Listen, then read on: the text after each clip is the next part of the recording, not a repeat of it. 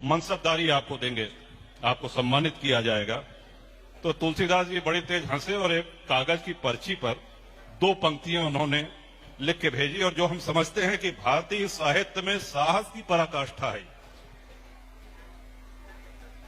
उन्होंने लिखा कि चाकर हम रघुवीर के पट्टो लिखो दरबार,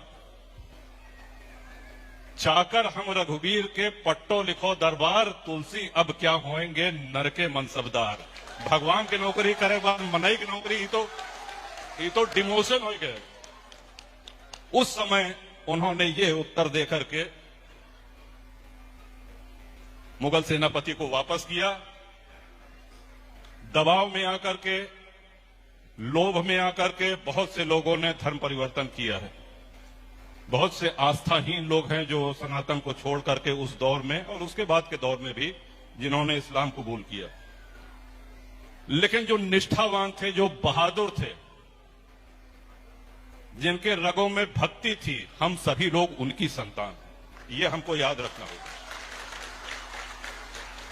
और हमारा दायित्व, हमारी जिम्मेदारी हमारे बाद आने वाली पीढ़ियों के प्रति है। आज से 20 वर्ष बाद, 30 वर्ष बाद, 50 वर्ष बाद, जैसे श्रद्धेय राजन जी महाराज आज कथा कह रहे हैं, क्या इस तरह की कथा का आयोजन हो पाएगा? इस ओर हमारा चिंतन होना चाहिए।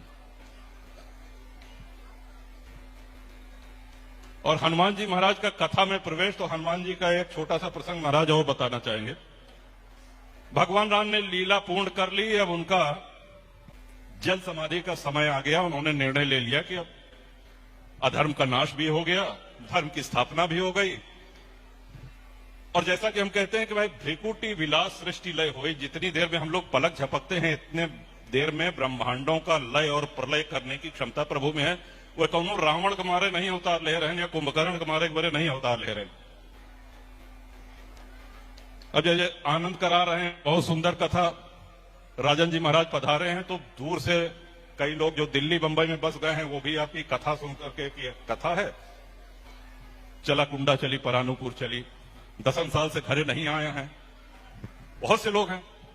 अब यहां आकर के जब उन्होंने 10 साल से अपना घर देखा कि ये तो ताला बंद है, तो क्या अब यहां महाराज की कथा भी सुन रहे हैं और चलो जरा घर की साफ सफाई भी करवा दे, 2-4 लोगों को बुला करके, कीड़ा मकोड़ा चूहा बिल्ली जितना रहे ना, थोड़ा जाला वाला सफाई हो गया तो एक पंथ 2। लेकिन वो अपने घर की सफाई कराने नहीं आए थे, वो आए थे कथा सुनने।